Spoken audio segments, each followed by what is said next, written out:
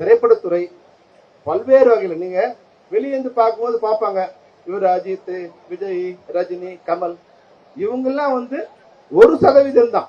1% குறைவானவங்க தான் அவங்க வாழ்க்கை நல்லா இருக்கு. 90% பேர் அவங்க வாழ்க்கை அன்னாடங்காட்சி தான். அவங்களோட வாழ்க்கை எப்படி இருக்கும்?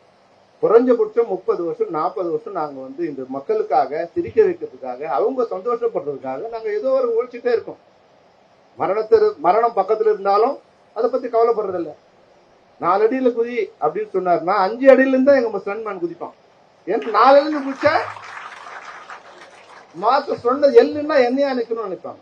அப்போ இது போல இவங்க மட்டும் இல்ல, சாதாரண ஒரு லைட் மேன்ல இருந்து நீங்க பாத்தீங்கன்னா 70 வயசு இருக்கும், அவன் 40 கிலோ 50 கிலோ லைட்டை தூக்கிட்டு போவான். அது தூக்கிட்டு போறல அவன் அந்த சக்தி முடிஞ்சிடுச்சுன்னா அவன் வாழ முடியாது. எவ்வளவு கஷ்டமா இருந்தாலும் நாங்க தூக்கிட்டு தான் போகும். எங்களுக்கு என்ன ஒரு துரதிருஷ்டம்னா, நிலம் கொடுத்தாங்க வீடு கட்ட சொல்லி, ஆனா 3 தடவை திரும்பி போயிடுச்சு. ஏதோ ஒரு வகையில துரதிருஷ்டம் அந்த தேரதன் கேட்டார் எங்களுக்கு ஒரு இடம் கொடுக்கணும்.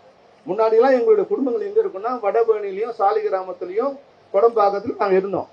இப்ப யாருமே நாங்க இல்ல. அண்ணன் சுப்பராயெல்லாம் முதல்ல இருந்து ராயபுரத்துல வந்தார், அவெல்லாம் எஸ்கேப் போயிட்டாங்க.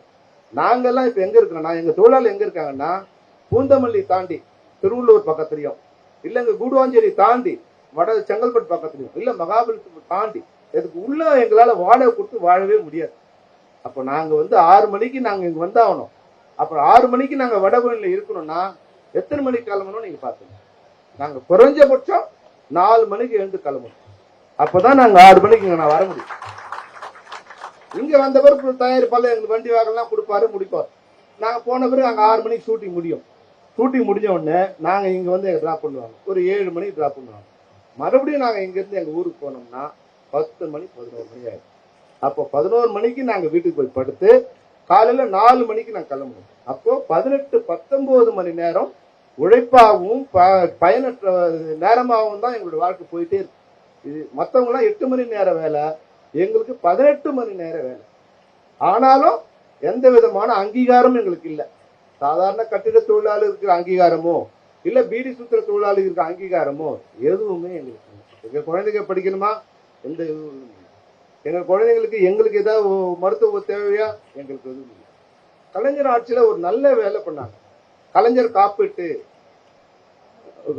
உறுதின்னு ஒண்ணு கொடுத்தாங்க. அதாவது எங்களுக்கு நலவாரியத்துல அந்த அட்டை கொடுக்கும் போதே அதுலயே காப்பீடு சேர்ந்து வந்துருச்சு.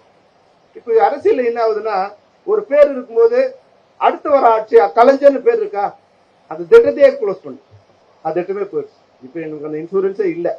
இப்ப எங்களுக்கு நாங்க மறுபடியும் இன்சூரன்ஸ் போனோம்னா நாங்க போய் ஆர்ஓ கிட்ட தாசில்தார் கிட்ட எங்க சம்பளம் 12,000க்குள்ள இருக்கு, நான் அந்த கார்டை வாங்கறதுக்குள்ள அந்த உயிர் போயிடும்.